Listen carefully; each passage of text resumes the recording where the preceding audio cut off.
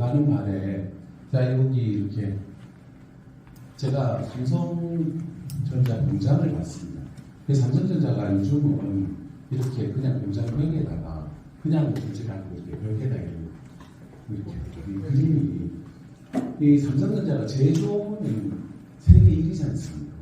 근데 이 삼성전자가 이제 아이폰에 밀리고 이렇게 그게 되지 않습니까? 그러니까 이제 삼성전자가 아마 이런 그림을 그냥 두지는 않았을 겁니다. 이 그림을 그리고 이 삼성전자가 뭔가 자기들이 대외적으로 표명하는 게 있을 겁니다. 그러면 삼성전자가 왜 잡스인데 밀리고 토요타가 왜 테슬라인데 밀리느냐? 그러면 아마 인문적인, 그 다음에 창의적인 이런 부분이 아마 이 제조의 실력은 삼성전자가 더 나을 겁니다. 그러니까 이 삼성전자가 아마 그런 인문적인 어떤 자기들 창의적인 나갈 방향을 제시하겠다는 선언으로 공장에 이런 그림을 그린 게 아닌가 싶습니다.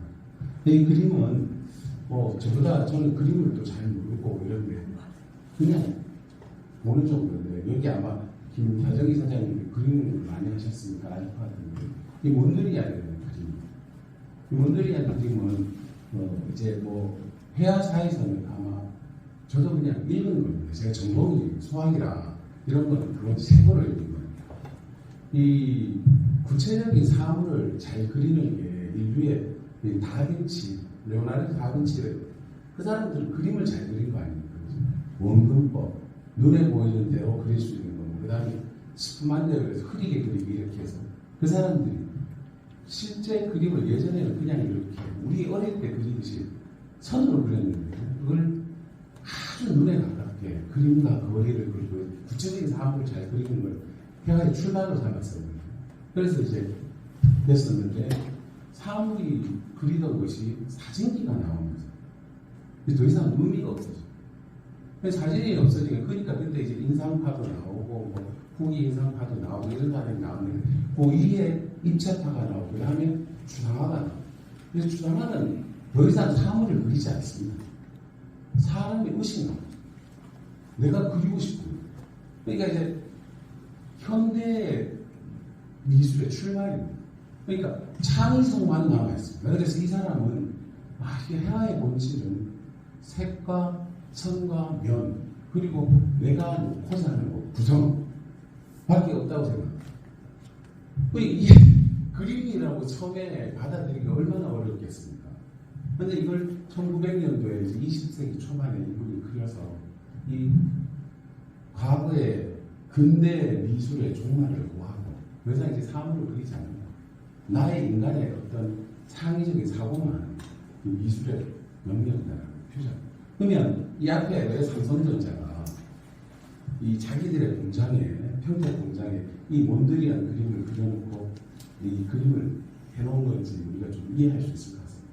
아마 그 분이 그냥 이걸 그렸을 때 삼성전자를 이런 수준 정도면 아마 선언이 있었을 거예요. 이 정도 사과하고 이런 게 있었어요. 그래, 우리가 아마 이런 좀 그걸 보면서 우리도 창의적이고 이런 게 됐으면 해서 들어가는 말에 이걸 했습니다. 자, 이제 저는 이제 수학으로 의학 박사를 했었고, 말씀 주신 대로 여기 이스테드 교육에 소장을 맡고 있고, 고등학교서부터 대학서부터 제가 초등학교 빼고는 다 해봤습니다. 그리고 여러 군데 교육을 다 해봤었고, 어쩌다 보니 여러 군데 강남구청도 해보고 교수도 해보고 그랬었습니다. 해보고 했었습니다. 교육은 제가 경험이 좀 있습니다. 그걸 여러분하고 같이 한번 나누고 싶습니다. 첫 번째가 이제 두 번째 장, 이제 우리가 하고 싶은 얘기, 무엇을 물려줄 건가? 우리 고민을 안 해봐야겠죠. 저도 고민을 많이 하는데, 지금도 고민 중입니다. 어제 밤에도 고민했는데, 이 돈을 많이 쌓아서 돈을 현금을 줄 건지, 아니면 인플레이션 방어를 해야 되니까 금을 물려줄 건지, 아니면 이 건물주, 그죠? 간물주를 하잖아요. 그걸 물려줄지, 어느 게 좋을지 이제 고민을 하는데, 아니면 이렇게 알라딘의 램프가 있어가지고 그걸 물려가지고 딱 하면 좋겠네. 이런 게 다 어느 게 좋을지, 그죠? 그래서 이런 돈나무가 있다면 돈나무가 잘 자라서 애들이 죽게 만들면 되는데, 이 불가능하지 않습니까? 근데 저도 이제 고민이 되니까 요즘 많이 하는 챗 GPT를 물어봤습니다. 야, 어떻게 하면 내가 우리 자녀들이 좋은 유산을 물려줄까? 그래서 챗 GPT가 답이 참 웃기더라고요. 제가 이렇게 물었습니다. 그랬더니만 여기에 그건 안 나와요. 요 앞에 문장은 제가 생략을 했는데 자기는 자식이 없어서 정확히는 모르겠대요. 그런데 자기 입장에서 자기가 이제 학생의 입장에서 한다면 첫 번째가 지식과 1번 지식과 교육을 물려주고 그다음에 도덕적 가치를 물려주고 그다음에 자기 존중과 자신감 긍정적인 태도와 정서 관리 재정적 지혜와 관리 사회적 연결과 합의를 물려 건강하게 이걸 물려주겠다. 그래서 제가 딱 보면 지금 막 이렇게 여기서 복잡하게 얘기했는데 재정적 지혜와 관리는 아마 이 챗GPT가 아마 미국에서 학습을 했으니까 이런 걸 했을 겁니다. 우리나라 챗GPT라는 저렇게 답을 안 했을 거예요. 그러면 전부 다 실제로 여기에 관계되고 지식과 교육, 도덕적 가치 이게 다가 뭐냐면 결국은 교육입니다. 지식, 살아가는 지식의 힘, 지식과 그냥 기술 그걸 가르쳐서 배우고 그걸 인성을 어떻게 건강하게 기르고 그러니까 뭐 도덕적 가치든 뭐 자기 존중과 자신감 이런 건 유기에 해당하는 거예요. 그 다음에 지식과 교육이니까 이 사람은 아마 에듀케이션이라고 표현했었습니다. GPT는 우리나라의 이 문장이 참 뭐 한문으로 해서 참 멋집니다. 교육, 지식과 기술을 가지고 그 다음에 인성을 정확하게 기르는 거, 그 다음에 건강하게 기르는 거 이게 가장 큰 챗GPT가 AI가 생각하는 가장 좋은 자산이에요. 유산이에요. 그래서 저도 이게 동의를 합니다. 그래서 야 이렇다면 이걸 한번 사례를 찾아보자. 이 교육의 사례가 정말 제일 좋은 자산입니다. 돈을 물려주는 것보다 아니면 금을 물려주는 거나 건물을 물려주는 것보다 교육이 물려주는 게 과연 더 좋은가? 한번 사례를 찾아봤습니다. 그래서 사례가 너무 많아. 그래서 여기 이제 저희 이제 또 이 뭐라 그러죠? 파주국제에 적합한 사례를 찾아야 되니까 제가 찾은 예가 두 가지를 한번 찾아봤었습니다. 첫 번째 사례로 이제 어머님들이 가장 좋아하는 YSL 이 총각이 여러분 좋아하는 요즘은 생로랑이라고 그러더라고요. 저희들 때는 입생로랑이라고 그랬어요. 입생로랑이 총각인데 이 총각이 우리나라에서는 잡수가 유명한데 유럽에서는 잡수보다 이 입생로랑을 붙입니다. 창의성이 가장 그 뭐라 그러지 얼만큼 이 사람을 높게 평가하냐면 이렇게 되더라고요. 혹시 보이시는 그 파란 부분에 빨간 저게 가능한 건지 모르겠습니다. 지금 이게 98년 프랑스 월드컵이거든요. 결승전 바로 직전 행사인데 그러니까 월드컵이 저쪽 우리나라에서는 뭐 그건지 모르겠지만 유럽이나 이런 쪽은 월드컵을 가장 큰 행사로 치지 않습니까? 그 행사에 프랑스 월드컵 결승전 가장 큰 행사에 폐막식 행사에 개인 사기업의 이름을 넣습니다. 입생 로랑이라고 저기 쓰는 저거는 국가에서 저렇게 할 정도면 저 입생 로랑을 프랑스 얼마나 자랑스럽게 생각하고 그 패션쇼를 저기에 있고 자기들이 세계에 보여줄 가장 큰 자랑거리로 입생 로랑의 창의성을 보고 또 왜 이 사람이 이렇게 프랑스 사람이 입생 로랑을 높이 치는가 어머님도 생각 생로랑 요즘 4년밖에 안 되는데 좀 더 싼데 뭐 이렇게 생각하실 수 있을 것 같은데 지금 왜 이렇게 높이 평가하는지 한번 같이 한번 보겠습니다. 아마 이거 프랑스에서는 이 영화도 두 편이나 만들어졌습니다. 생로랑 입생로랑 이렇게 영화 두 편을 만들어 하나는 100분짜리 하나는 150분짜리 100분짜리 먹고 이거 준비하다 150분짜리 봤었습니다. 그러니까 이거 이래로 열어서 아마 어머님들 기억하실지 모르겠는데 스티브 잡스 헐리우드 그대로 하는 거예요. 그대로 따라서 해서 이렇게 한 건데 그만큼 이 사람들이 입생로를 하잖아요. 근데 입생로라는 건 어디에서 태어나냐면 여기 지금 좀 안에서 보일지 모르겠는데 여기 아프리카 알제리에 오란이라는 곳에 태어났습니다. 그러니까 알제리에서 부산 정도거든요. 수도가 제2수도의 항구 도시 아주 활발한 무역 도시에서 태어나서 이 사람이 주로 당연히 활동하는 곳은 화학이면 상당히 떨어진 곳에서 활동했습니다.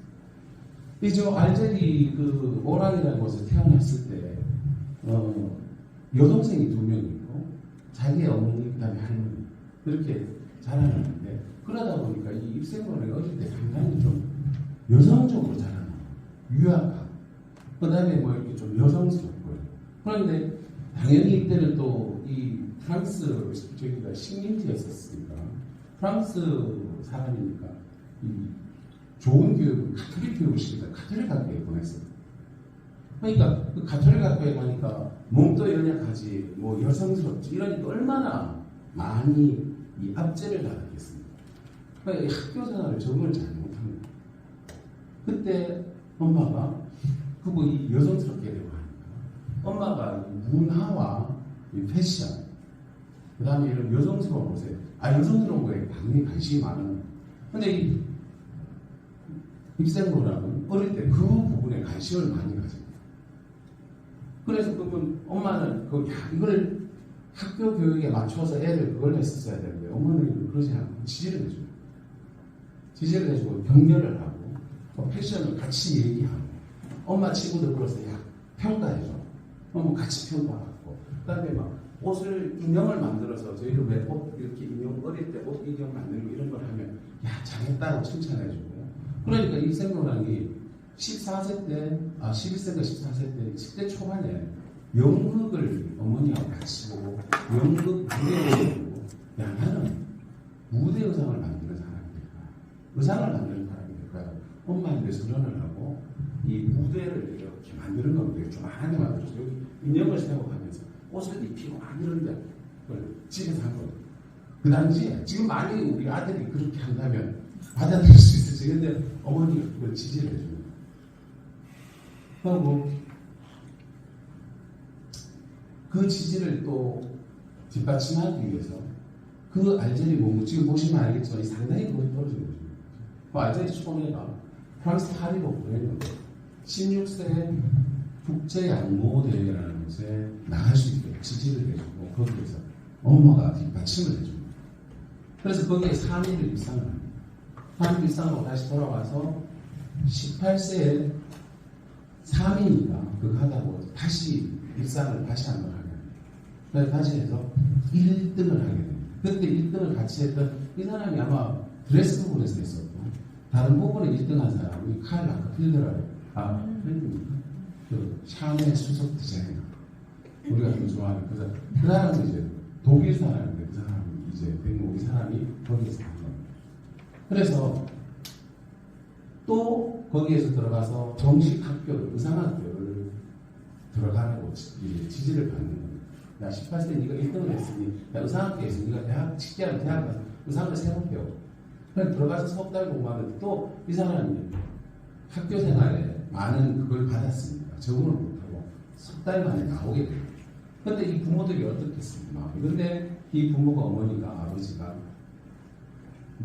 노력을 해서 보호구 편집장 그 당시에 보호구라는 여성 편집장 잡지 아주 유명한 거 있지 않습니까? 거기에 편집장을 소개해줘서 그 사람을 추천해서 그 당시에 가장 유명한 크리스찬 디올의 디자이너를 했죠. 그 밑에서 이제 이 크리스찬 디올이고 이 사람이 젊은 시절 입생로한 크리스찬 디올.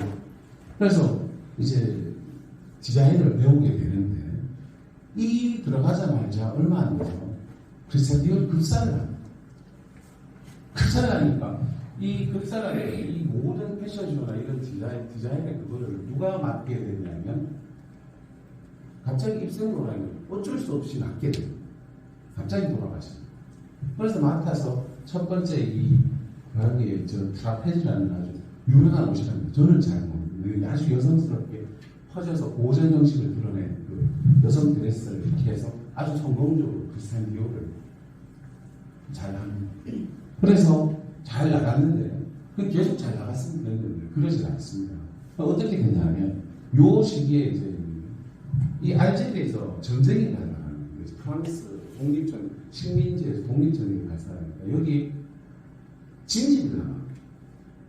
징집을 나가서 군에서 가게 되는데 이 군에 가서 이 크리스찬 디올 입생로라니 당연히 학교 가톨릭 학교에 억압된 것을 견디지 못했던 친구니까 이 친구가 거기 가서는 견디지를 못하고 반항기 있어지고 해서는 안 되지만 마약에 약물에 의존하기 시작합니다. 거기에서죠. 그리고 결국 정신병원에 들어가게 돼서 크리스찬 디올에서도 쫓겨납니다. 사실 크리스찬 디올 그 정신병원 와서 태어나자마자 크리스찬 디올에서 다시 뺏어가는 다시 와서 복귀를 했는데 그러고 나니까 이 사람이 반항기가 있어지니까 이 뭐라 그러지 옷을 이렇게 여성스럽게 만들지 않은 다른 관점에서 옷을 입기 시작. 그러니까 크리스찬 디올은 그 당시만 해도 야 이거는 그거다 해서 쫓아내는 거예요. 마치 스티브 잡스가 자기의 첫 회사에서 쫓겨났었지. 크리스찬 디올이 죽고 나서 어려운 그 했던 그 회사에서 그걸 다시 살렸는데 이 트라페스라는 디자인으로 살렸는데도 불구하고 거기에서 그 뭐지 그 군에 갔다가 그런 그거에 견디지 못하고 쫓겨납니다. 그 이후로 자기가 이제 그 동료들하고 입생문학이라는 자기의 브랜드를 만들기 시작합니다. 그래서 발표한 게 이게 아주 그 자기는 이 옷을 가장 자랑스럽게 생각합니다. 그런데 다른 사람들은 이 옷 외에 다른 옷을 자랑스럽게 생각합니다. 이게 아주 높이 평가받는 옷입니다. 이게 뭐냐면 저도 잘 모르지만 제가 이 옷을 보시면 아시겠지만 제가 패션 얘기를 한다는 건 좀 민망하지 말아요. 이 윌스모킹이라는 옷인데 이 옷이 턱시도인데 이 남자들 귀족들이 시가 필 때 담배 냄새가 피지 않게 이렇게 반짝하게 있는 옷 그러니까 요즘 예복 그거 있지 않습니까? 그걸 여자들이 입을 수 있는 옷이 아니고요. 이 옷은 아주 여성 남자들 중에서도 스모킹룸에서 담배를 필 수 있고 시가를 필 수 있던 건 아주 귀족이고 권력을 가졌던 사람.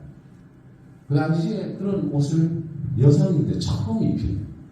그래서 지금 어머님들 중에 아마 어떤 행사 있을 때 정장 옷을 이렇게 바지를 입고 정장 옷을 입고 가는 거는 그 자리에서 내가 여성으로서 권력자라는 걸 나타내는 겁니다. 여자들은 보통 행사할 때 드레스를 입지 않습니까? 근데 내가 거기 CEO구나 이러면 드레스를 입지 않고 이렇게 바지로 정장을 입어서 그걸 처음 이 입생문학이 만든 겁니다. 그래서 가장 높이 평가받는 거예요. 그래서 여성에게 권력을 선물했다 이렇게 평가를 받는 사람. 그다음에 이 사파리룩이나 이제 점수도 이것도 같습니다. 뭐냐면 이게 전부 남성의 점유물이었는데 이 사람들이 다 깬 겁니다. 여성들이 또 사냥옷 입고 또 뛰내리는 하늘에서 뛰내리는 위험한 옷도 입고 이렇게 디자인을 합니다. 그래서 여성들이 남성과 같은 위치에 설 수 있도록 만든 겁니다. 그 다음에 이제 또 페미니즘 이게 좀 민망하지만 이 여성들이 왜 속옷을 입어야 되냐 남성과 다르다. 그러니까 보이는 옷으로 여성들의 옷을 여성이 가려야 되고 이런 거에 대한 도전으로 시술이라고 하는데 또 저희들은 상당히 남성들인데는 감사한 패션인지 뭐든지 모르겠지만 처음이니까. 그 다음에 지금 이거는 제가 그냥 그걸 못 찾아서 합격을 할 수가 없었는데 이 사람이 오라는 곳에서 태어나고 다양성을 가지니까 그 전에까지 패션쇼에 어떤 이런 패션을 얘기하는 곳에서 흑인을 쓴 적이 없었어요. 흑인을 처음 올렸고 패션쇼에 처음 올렸고 그 전에는 옷의 디자인하고 옷을 좋아하는 이런 양장점에서는 고급 양장점에서는 전부 다 기준이 되는 옷이 다 유럽 기준의 옷이라고 아프리카의 옷 스타일이라든가 색감이라든가 이런 부분을 그 다음에 아시아의 옷 이런 것도 주제로 삼을 수 있다는 패션에 처음 도입하는 입생고가 그러니까 지금 우리가 어머님들이 당연하게 받아들이는 모든 걸 거의 이 사람이거든요. 그 다음에 아까 말씀드린 거 지금 이 기성복을 처음 디자이너 기성복을 처음 론칭한 사람이 또 입생고입니다. 저가 어릴 때만 해도 양복은 당연히 맞춰있는 아버님들이 다 맞춰있는 걸 줄 알았어요. 근데 이 생로라는 영화를 보면 이렇게 중년 아줌마가 이 생로랑 앞에서 이렇게 막, 제가 선생님의 옷을 입을 수 있다니. 그게 무슨 얘기냐면, 이 옷이 너무 비싸서, 지금 뭐 이런 보통 옷 수준을 드레스 하는 거를 한 헐리우드 애들이 있을 때 보통 한 1억 정도 합니다. 드레스 하나에 그러면 맞춰주고 재단해서 그러니까 그런 옷을 일반 사람들이 입을 수가 없잖아요. 근데 이제 그런 디자이너의 옷을 처음으로 일반인들이 모두 입게 디자인을 연 사람이 또 생모만. 그 다음에 이 자기가 어떤 이런 그전에는 이 귀족들이 이렇게 앉아있으면 이 모델들 옷을 이렇게 입고 가득 보이면 저거 찍으면 그걸 그냥 맞춰서 이렇게 주는 양장점처럼 같은 역할입니다. 이 사람이 자기가 이제 이런 파괴를 나는 예술을 하는 사람이라고 자신을 합니다. 그러니까 패션쇼 하고 나서 자기가 디자이너로 나와서 인사를 하고 이렇게 하는 걸 처음 기회가 합니다. 그전에는 옷을 그냥 입고 왔다 갔다 하는데 요즘 보면 패션쇼가 무슨 주제가 있지 않습니까? 뭐 샤넬 옷 같은 뭐 이런 뭐 만들고 뭐 그래 하더라고요. 좀 하십니다. 그러니까 그걸 처음 기발할 때 생각하는 거예요. 그러니까 우리가 지금 알고 있던 어떤 패션이나 모든 거에 어떤 것의 정립을 이분이 나옵니다. 그래서 아주 높게 평가하는데 이분이 가장 이제 패션과 복으로는 가장 높이 평가받는 것은 자기가 가장 강했던 루스 몽킹이라는 것입니다. 자기의 가장 큰 업적이라고 생각합니다. 자기가 가장 다른 사람들이 평가하기 가장 강한 것은 이 몬드리안 원피스. 이 몬드리안 원피스가 뭐냐면 이 원피스를 최초로 그 옷에다가 예술품을 입히는 거예요. 근데 이 지금 아까 그 삼성전자가 지금 이렇게 몬드리안을 입혀도 내가 이렇게 개혁적이라고 선언할 만큼 그거 한데 이때 몬드리안은 지금 바로 초기였을 거예요. 지금의 몬드리안은 많이 알려져 있지만 그걸 옷에 이렇게 입힐 수 있었던 게 사람들이 너무 놀라요. 보그스 이걸 1965년도. 근데 이거 발표했을 때 너무 놀라요. 근데 이 몬드리안의 옷을 누구에게 영감을 받았냐면 입생로라는 어머니가 그 어릴 적부터 예술을 가르치고 이런 게 있으니까 이 어머니가 몬드리안을 소개합니다. 그 어머니가 야 예술작품 이거 봐봐. 야 이제 그림이 이렇게 그려주고 이래 같이 애들하고 얘기를 합니다. 그 어머니의 생각이 나서 어머니의 자취책을 보고 이걸 만들었다. 그래서 이 이후로 많은 사람들이 이제 요즘은 옷이나 실생활에 어디에 예술이 들어가 있는 거지 우리는 익숙하게 받아들이지 않습니다. 근데 그전에는 예술이라는 건 아주 저쪽으로 한쪽에서 별개의 생각을 합니다. 그럼 이 옷을 보고 이 앤디 워홀이라는 또 이제 예술을 소비하는 사람이 있으니까 프린팅이 가능한 첫 번째 개념을 잡은 사람이니까 이 사람이 입생 노락에게 전화했는데 야 내가 자네 그림을 그려줄 테니까 우리 친구로 지내고 내 옷 좀 만들어줘 그래가지고 아주 유명한 이 디자인이 캠벨 스프 그래가지고 자기 옷을 유명한 그걸 이렇게 원피스를 만들어줬다. 이후로도 이렇게 보고 그다음에 피카소의 작품을 보고 거기에서 영감을 받아서 입생로라는 옷을 계속 만들어준다. 그런데 거기에 그치지 않고 이 영감을 받기 위해서 이런 예술품을 사서 모은 거예요. 계속해서 사서 모으고 그 영감을 사서 보고 거기에서 어떤 자기의 예술적 그걸 받아들이는 거예요. 그래서 어떻게 되냐면 이 사람이 죽었을 때 7천억을 날리는 거예요. 지금 또 그림을 보면 이렇게 안에 인상파 그림이 그 경매를 남기는 7천억을 내서 포브스지에서 죽은 뒤에 가장 많은 수익을 올리는 거예요. 그리고 이제 더 이상 자기의 입생 노랑의 옷들도 이 수선 제품이 이제 더 이상 나오지 않습니다. 입생 노랑이로 샤넬은 아직도 옷을 맞춰주지 않습니까?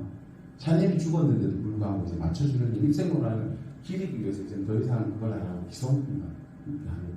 그런데 불구하고 저렇게 프랑스 사람들이 박물관을 지어줘요. 입생 노랑의 박물관을 지어서 아마 프랑스 요즘 파리 가면 꼭 코스를 거예요. 이렇게 창의적인 사람이 어떻게 됐냐. 여러 가지 어려운 경험도 겪고 힘든 그것도 겪었지만 이거는 입생으로는 자기 어머니를 그렇게 생각합니다.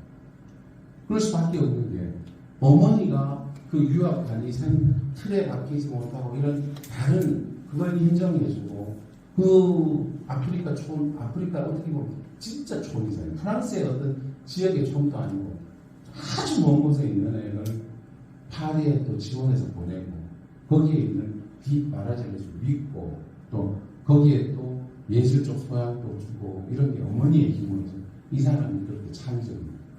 그리고 어머니의 교육의 힘이 입생고라니 죽어서도 사회에 이렇게 큰 수익을 남길 수 있도록 한 힘이 아니었나 싶습니다. 교육의 힘이 죽어서도 이렇게 할 수 있다는 게 왜냐하면 이제는 이렇게 교육이 이런 의미가 있는 거다.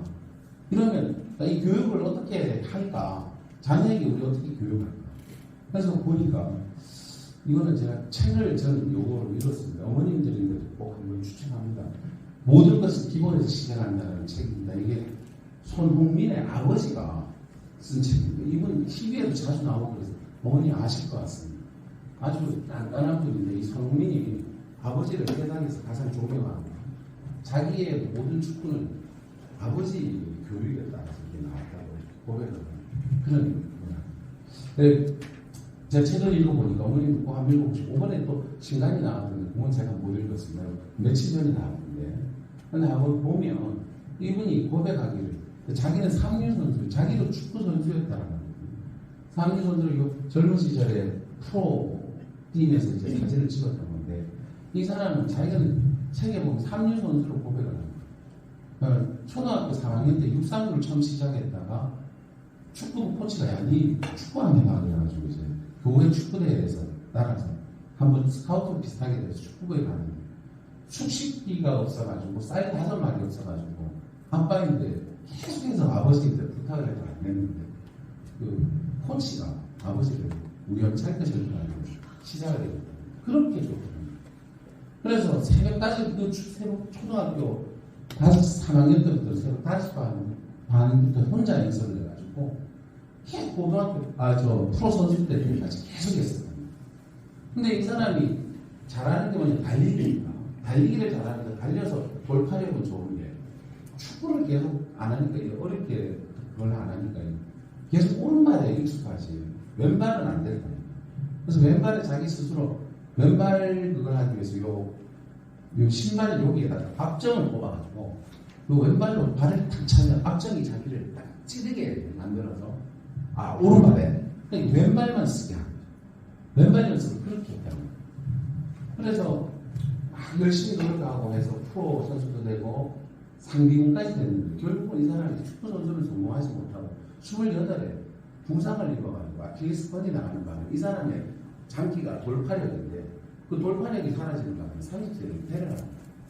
30세에 은퇴를 했으니까 이 사람이 생각해보고 얼마나 이제 프로 선수 뛰다가 축구밖에 몰랐는데 그래서 얼마나 힘들었겠습니까.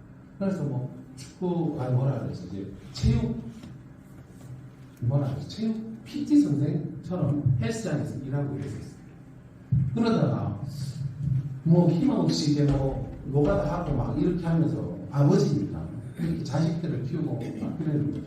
손흥민이 어릴 때부터 그렇게 축구공을 자기 아버지가 뭘 하니까 축구공을 좋아하는 거예요. 근데 손흥민 초등학교 3학년 때 운명처럼 자기 초등학교 3학년 때처럼 아빠 보고 축구를 가르치달라고 하더래요. 난 축구를 가르치면 축구 배우고 싶어요. 아빠 축구 배우고. 그래서 축구 무지하게 힘든데 니 정말 할 수 있겠니? 그러니까 손흥민이 초등학교 3학년인데 난 진짜 배우고 싶어. 그래서 그때부터 가르쳤어요. 그래서 이 손흥민의 Zweites Tor nach dem 2:0 gegen 60, das 1:0 heute und das ist Min! Erstes Bundesliga-Tor! Min Son! Und was war denn da los? Vavodic, wenn er so weit rauskommt, muss er natürlich auch eine Chance haben, an den Ball zu kommen. Aber wie kann es sein, dass der Koreaner da so frei steht in der 24. Minute? Der HSV dreht die 잘 Partie. 보십시오. 자, So, kein 여기서 Abseits, so geht's erstmal los und dann startet er einfach durch. Und was macht da Stefan Salga? Steht völlig falsch zum Ball. 네, 이 손흥민 선수가 지금 또 저도 뭐 축구도 저도 잘 모릅니다만 손흥민 선수 지금 보셨으면 알겠지만 주파 지금 방 보면 그 달리기가 다른 선수들보다 훨씬 빠릅니다. 이 친구가 11점 몇 초라 축구 선수 중에도 없을 빠릅니다. 자기 아버지가 주파에 대한 걸 계속 합니다. 그다음 자기 아버지가 왼발을 제대로 다루지 못한 거에 대한 어떤 게 있었으니까 자기가 보시면 알겠지만 뒤에 다시 보면 다시 봐지나? 보시면 딱 저 순간에서 이거 아닙니다. 죄송합니다. 이거 아닙니다. 뒤로 다시 보면 네. 여기에서 다시 한번 볼게요. Zweites Tor nach dem 2:0 gegen 1:0 heute. Und das ist erstes Bundesliga-Tor. 그러니까 손흥민의 아버지가 Und was war denn da los? 이게 18에 War wo denn? 손흥민이 18에 분데스리가 첫 데뷔골입니다. 근데 이때 뭐라고 했었냐면 국내에서 손흥민이 전혀 알려지지 않아요. 아무도 몰라. 근데 분데스리가에서 18살짜리가 데뷔골을 저렇게 넣었는데 그 주파하고 저 골이 저 멋진 골 중에 이렇게 선정되는 골에 된 겁니다. 왜냐하면 달려나가는 모습하고 왼발로 차서 여유있게 넣는 모습. 근데 그러니까 국내 언론이 난리가 난 겁니다. 혜성처럼 나타납니다. 그래서 손흥민 아빠가 뭐라고 했거든요. 혜성은 없다. 손흥민이 혜성처럼 나타났다고 하는데 혜성은 당연한 거 아니겠습니까? 18살짜리 애가 그 골을 독일에서 날아가서 넣었을 때의 과정을 학부모들은 전부 대한민국은 전혀 몰랐거든요. 근데 그 과정이 어떻게 되냐면 초3에 손흥민이 축구하고 싶어 그러고 나서부터 어떻게 되냐면 손흥민 아빠가 자기가 기존 시스템에서 공부를 해왔던 겁니다. 축구를 해왔던 겁니다. 그래서 자기가 28에 부상에 소진된 걸 경험합니다. 그러니까 손흥민을 축구에 안 넣었습니다. 중2 때까지 계속해서 자기가 가르쳐요. 자기가 가르치고 축구부에 넣어서 노출을 안 시키는 거예요. 왜? 중3 때 처음 노출한 건데 그거는 중3 때는 대회가 열리기 때문에 대회에는 중3 선수들을 우대를 해준다. 그래서 중3 때 처음 노출을 시키는 거예요. 그거는 고1 때 보니까 고등학교 지나가다 보니까 또 국내 시스템에 두면 안 되겠다 싶어서 고1 때부터 뭐를 준비를 시키냐. 독일 유학을 준비시키냐. 독일 축구 유학을 준비시키냐. 그래서 고1 과정에 가장 비싸게 이때 손흥민 집안이 컨테이너에 살고 이럴 때 돈이 없어요.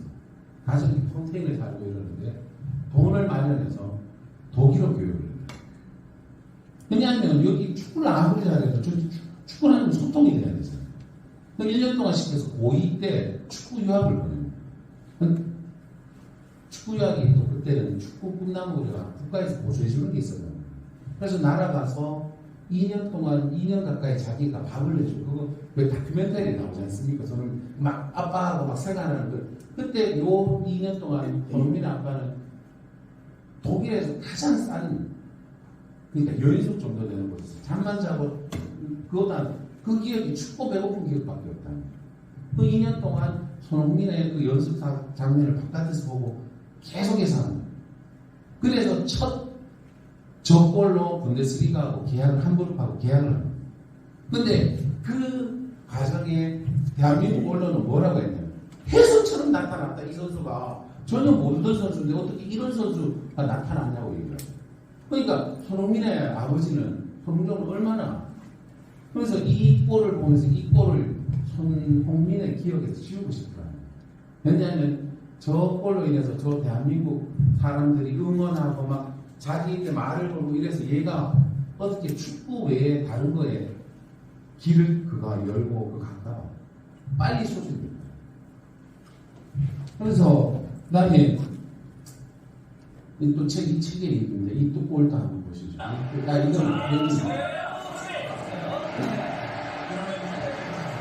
지금 이게 손흥민이 경기 시작한 지 48초인데 여기 보면 여기에서 이렇게 부딪히면서 여기에서 부딪히면서 손흥민이 팔이 부러집니다.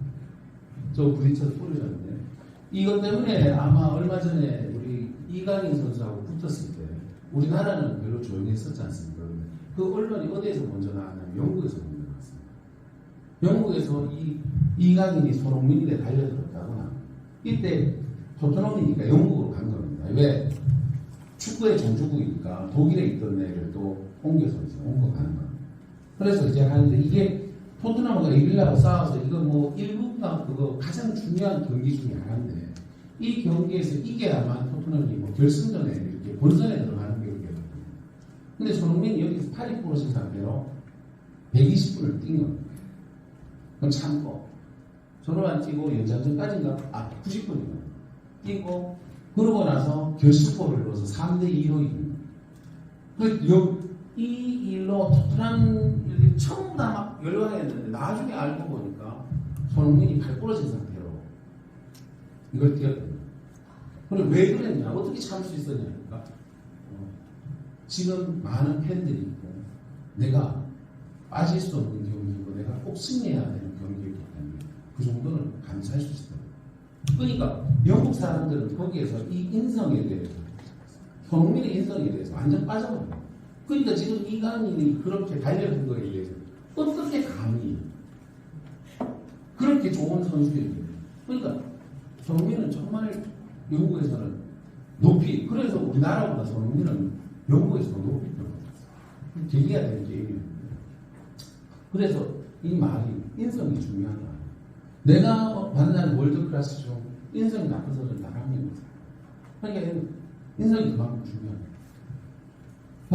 그것도 이 하나인데 이 1170억을 벌어가지고 손흥민이 한 일이 이 손흥정 아버지지 않습니까? 축구 선수라서 둘이서 노력을 해서 170억으로 잔디구장을 춘천에 만든 거예요. 그래서 대한축구학교를 만들었어요. 여기 가면 초등학교 졸업이 못 될 수 있는 거예요.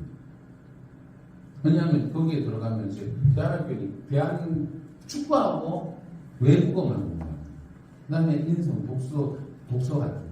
이 아버지가 책을 너무 많이 읽었어요. 자기가 그 축구 선수 될 때 너무 책이 부족하게 무식하고 깨끗해서 책을 요즘은 1년에 한 200권 정도 읽습니다. 그래서 그 교육을, 왜냐하면 외국어는 왜 교육을 하냐면 당연히 이제 나가야 되니까. 그래서 지금 이 교실에서 여러 선수들이 나갔습니다. 근데 그때 주변에서 다 말리는 거죠. 손흥민 아버지가 너무 힘들었으니까 아니까. 야, 70억으로 잔디구장하고 학교 낼 게 아니라, 일단 이 학교가 낼 게 아니고 건물을 사. 건물 사서 건물을 받지. 너 좀 뭐 하는 거야? 그러니까 손흥민과 손흥민의 아버지. 우리 대한민국의 축구가 이렇게 해서는 안 된다. 그래서 아마 유명한 그거 아실 겁니다. 손흥민의 아버지가 손흥정 감독이 우리 그때 무슨 얼마 전에 우승하려다 그 이강인하고 싸웠을 때 그때 인터뷰한 거 보면 이렇게 나오지 않습니까? 대한민국은 절대 우승해서는 안 됩니다. 왜? 일본이 훨씬 이런 교육이 잘 돼 있고 투자도 돼 있고 전체 기본으로 잘 돼 있는데 우리나라는 너무 이런 게 부족하다는 거죠. 그러니까 대한민국 축구의 미래를 봐서 자기들은 이런 170억을 투자해서 나는 대한민국 축구를 일으킬 거라는 거예요. 그래서 한 명씩을 가지고. 그래서 이분이 말하는 게 책 제목입니다. 모든 것은 기본에서 시작한다. 그래서 이 사람이 얘기한 겁니다. 나처럼 하면 안 된다. 내가 한 것처럼 하면 안 된다. 왜? 제도권에 일찍 들어가서 그 제도권 축구 선수로 소진당하고 게임에 막 보면 우리 야구 선수들 보면 투구 너무 많이 던져서 어깨 빨리 나가고 젊게 돼. 기본을 너무 하고 이 축구는 또 슈팅을 할 때 이렇게 꺾어찬답니다. 저는 이거 축구를 잘 못하니까 개발을 모르는데 이 축구 선수들은 차때 이걸 이렇게 무리하게 무릎을 하게 해서 축구 선수를 너무 어리게 슈팅을 시키면 무릎이 나가서 빨리 소진을 해요. 자기가 그렇게 소진됐듯이. 그래서 제도권 축구는 겪을 만큼 겪었고 제도권이 그 시키는 틀 안에 그러니까 이 제도권이라는 게 생로랑도 그렇고 이 사람들도 그렇고 창의적인 어떤 그 사람들은 제도권에 있는 그대로 그만 받아들이는 거죠. 생각은 해봐요. 그 다음에 이제 자기가 실패했으니까 성공의 방법을 한 거예요. 내처럼 하면 안 된다. 그것도 부모들 중에 자기는 아직 돈을 관리는 손흥민 관리는 돈을 자기가 관리해 준답니다. 근데 돈을 전혀 안 씁니다. 아들의 돈을 건들지도 않고 항상 얼마가 있다라고 보여줘요.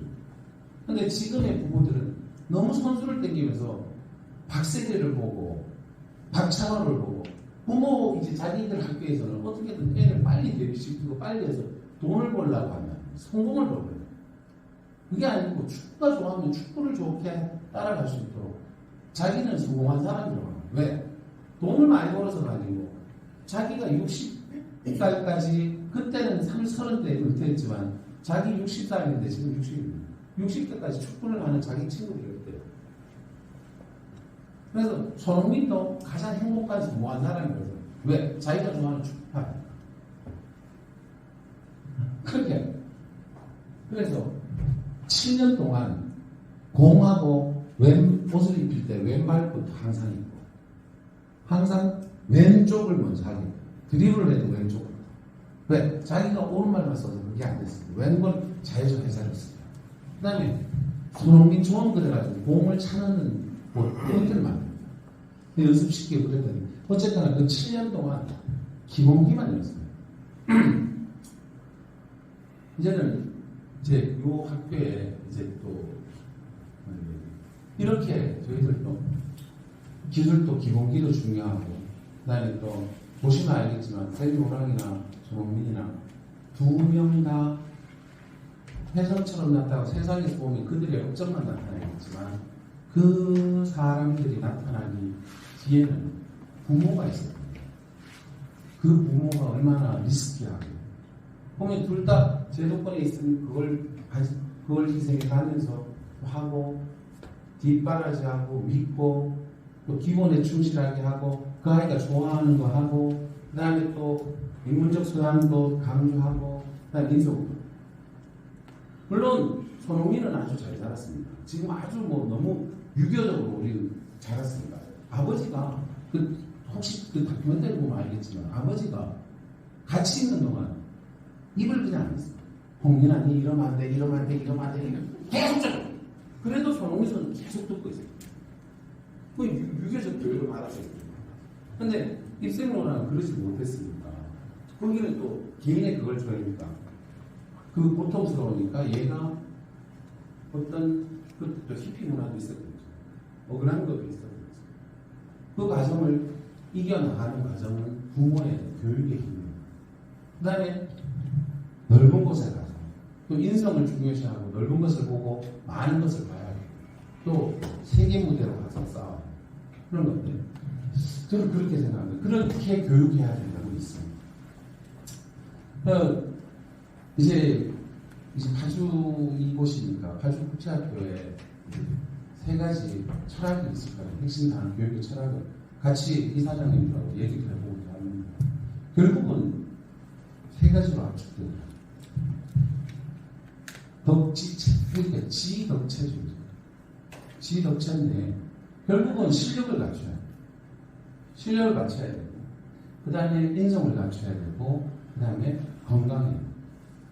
이거가 가장 교육의 핵심 키워드인 것 같습니다. 인성은 철학이 있어야 길러지고 그 철학을 길러지는데 아마 우리는 유교적인 예의나 이런 것을 굉장히 중요시합니다. 근데 이 유교적 교육만 받으면 이 지금 십자가 그려져 있으니 혹시 또 오해하시는 분 교회 다니라 이게 아니고요. 이제 우리가 그냥 유교적 가치만을 가지는 사람이라고 생각하고 선비라고 생각하고 세계적으로 나갈 수 있을까요? 넓은 세계로 나갈 수 있을까요? 안 될 거거든요. 왜? 우리가 공자 못하고 어떤 우리의 유교 예 이런 거를 얘기를 해도 저쪽 사람 전혀 이해 못하고 이해할 수도 없고. 그러면 저쪽 사람을 이해해야 되는데 저쪽 사람들의 키워드는 두 가지입니다. 뭐냐면 기독교 히브라임하고 그리스 신앙. 그러니까 성경에 대한 역사를 깨뜨리고 있으면 이 사람들의 사고 기전을 거의 다 볼 수 있습니다. 그 다음에 그리스 신화. 근데 그리스 신화는 조금 유초년에게 가르치기에는 조금 뭐 로람처럼 될 수 있습니다. 네, 그러니까 조금 그렇게 되고요. 그것도 뭐 또 갇힐 수 있지만, 그러니까 기독교를 믿으라는 게 아니고 기독교를 역사로 배우라. 그 시대에 어떻게 돼서 기독교가 들어왔고 어떤 것. 그 다음에 그 가르침을 받으면 성경 얘기만 잘하면 외국 애들하고 얘기하는 아주 편해요. 거기에다 그리스 철학, 그리스 신화까지 알면 아주 유식하게. 그 다음에 교육은 이제 그러니까 이 인성은 그 철학을 어떻게 유교적 기독교예요. 그게 뭐냐면 유교적 가치 예의를 우리의 한국의 정서성을 할 때 기독교의 그걸 서구의 역사를 이해하는 바람입니다. 그 다음에 두 번째는 지는 실력을 가져야 되는데 많이 들으셨을 거예요. 스팀, 뭐 사이언스, 테크놀로지, 그 다음에 뭐죠, 이 엔지니어링, 아트, 그 다음에 매스 이렇게 될 건데 이제 영어가 아까 그 손흥민 선수 보일 때 가장 큰 돈을 들여서 사교육하는 게 독일어 교육이에요. 이제 세계에 가려면 요랑은 배울 필요가 없었겠죠. 왜냐하면 알제리가 프랑스 식민지였습니다. 그렇지만 만약에 제가 어떤 세계로 무대를 가려면 언어가 돼요. 그 다음은 수학이 받침이 돼야 되고, 그 다음에 아트 이런 거 해야 돼요. 그 다음에 문해력, 책을 읽을 수 있는 힘이 있어요. 이거는 또 여기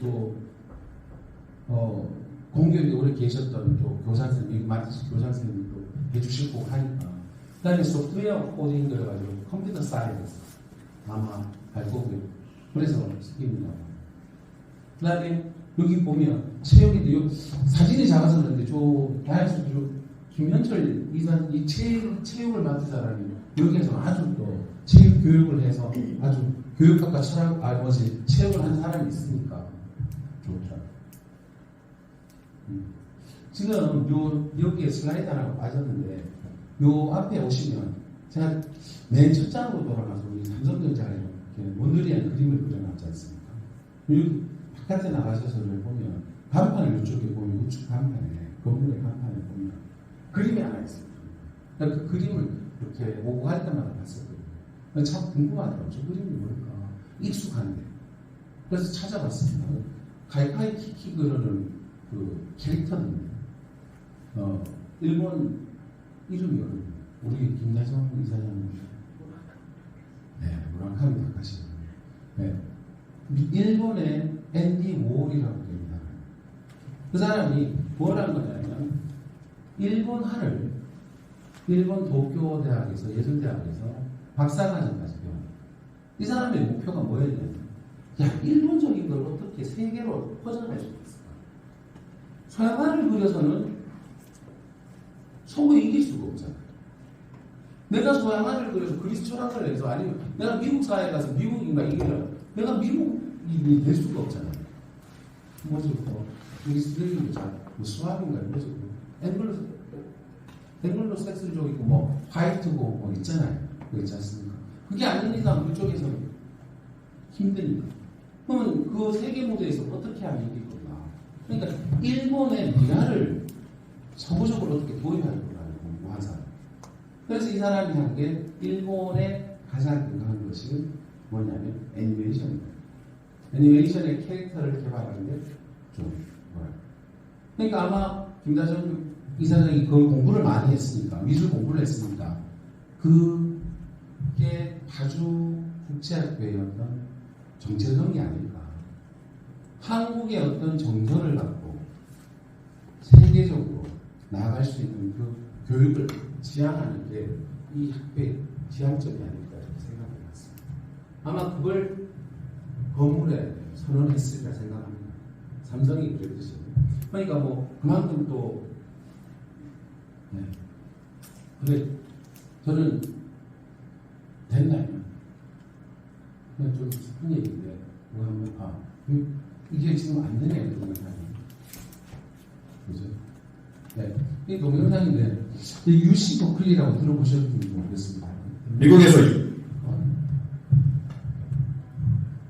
유학 생활을 해보고 나서 느낀 한국이라는 나라는 어떤 나라인 것 같습니다. 정말 한국에 있는 사람들이 안타깝다. 정말 그들의 능력은 출중하지만 그들의 능력을 꼭 키울 데가 없다. 저희 고등학교가 야자가 의무였어요. 근데 저는 야자 내내 수학만 했어요. 수학만 그렇게 열심히 해도 3등급을 찍어본 적이 한 번밖에 없어요. 그러니까 사람이 정말 뛰어나죠. 근데 제가 여기서 마지막으로 들었던 가장 어려운 수업이 Intro to Physics라고 약간 물리 입문? 그거를 커뮤니티 깔려서 많이 들었어요. 근데 그 수업이 너무 미국인들한테 어렵고 너무 수업을 잘 못하시니까 마지막 시험 볼 때는 5명이 나오는 거예요. 그 5명 중에 지금 스탠포드 간 친구가 있어요. 그 친구랑 같이 수업을 들었었는데 제가 그 친구보다 물리 수업을 잘하는 거예요. 그러니까 저는 한국에서 그렇게 열심히 해도 3등급, 4등급 이렇게 받았는데 미국에서 그것보다 조금 열심히 했는데 스탠포드 간 얘보다 성적을 잡아왔어요. 이거에서 알 수 있는 거는 정말 한국이 능력에 대해 대접을 못 받고 있다. 정말 수학적, 물리적으로 뛰어난 사람들이 이 나라에서 왔으면 정말 행복한 삶을 살 수 있어요. 그런 점이 굉장히 안타깝죠.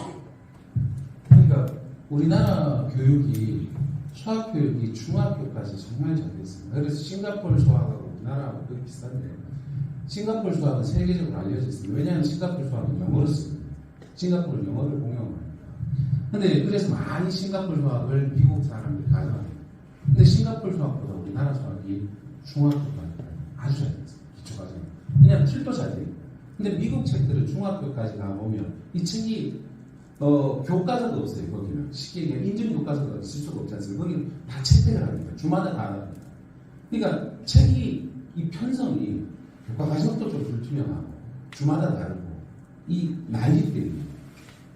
근데 우리나라 교육이 참 잘 돼 있거든요. 근데 얘 배우면 좀 잘 된 겁니다. 근데 실력 갖췄는데 미국 유시 버클리를 하면 아마 그 유시 버클리가 여기 영어 부장님 더 잘하실 것 같은데 정말 좋은 학교지 않습니까? 그죠? 네, 맞아요. 네.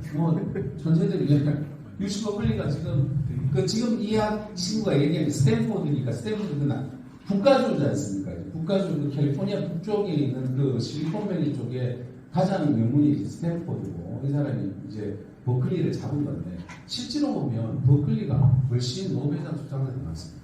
근데 스탠포드는 뭐를 했냐면 그 벤처 성공한 사람들이 너무 많아요. 이 유시 버클리는 미국에서는 주립대가 그래서 어쨌거나 이과에서 상당히 좋은 데 거의 이과 주립대 중에 최고 원탑이라고 생각하죠. 그러니까 미국의 52개 주립대 중에 원탑이라고 생각하죠. 그 말은 아마 사립대 하고 경쟁하면 아이비 이런 하버드는 이과가 없지 않습니까? 근데 하버드보다 버클리가 이과로는 훨씬 더 차가 그런 대학에서 지가 공부하는 한국인이 뭐라고 해요? 우리 한국인이 너무 저평가받고 왜 저평가받고 있어요? 간단해. 우리가 소통이 안 돼. 그죠? 만약에 저도 영어가 좀 되면 저도 조금 킹키하고 안 하고 구분이나 이렇게 웃어주셔야 되는데 근데 제가 재미가 없습니다. 이건 제가 생각을 해가 반성하는 게 중요합니다. 근데 제가 재미만 있었으면 제가 좀 더 강사를 오래 했을지 모르겠습니다.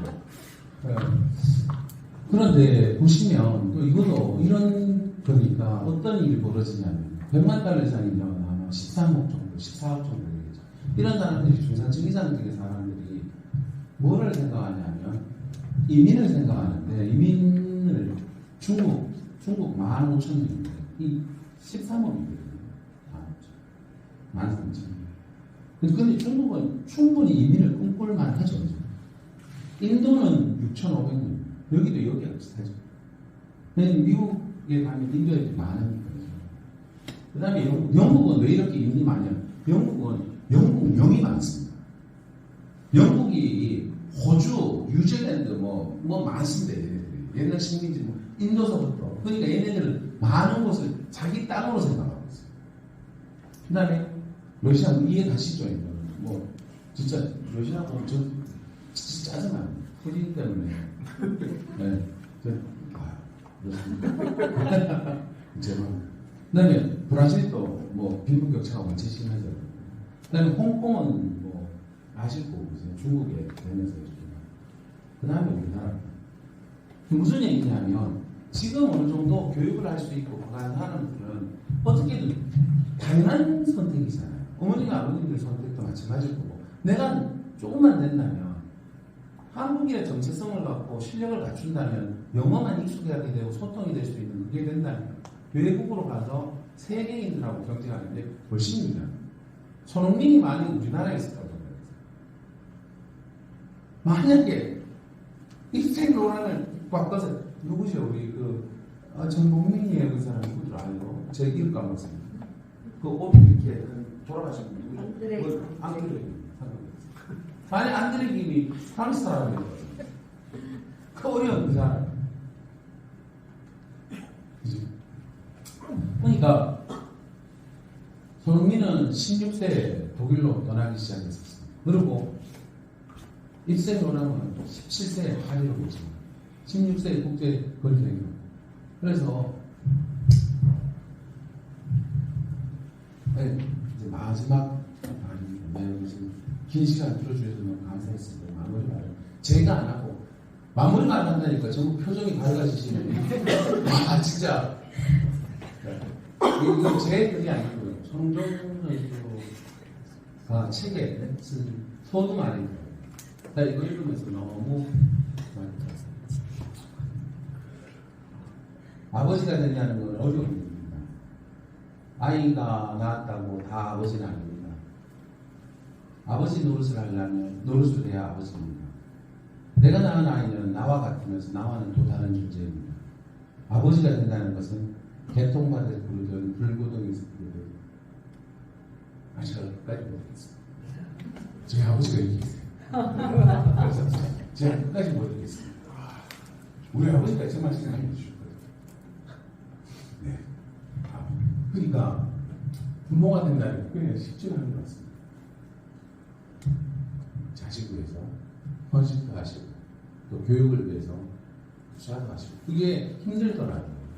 그러니까 저도 여기까지나 나온 게 아버지의 도리라고 생각합니다. 여기까지 하겠습니다. 감사합니다.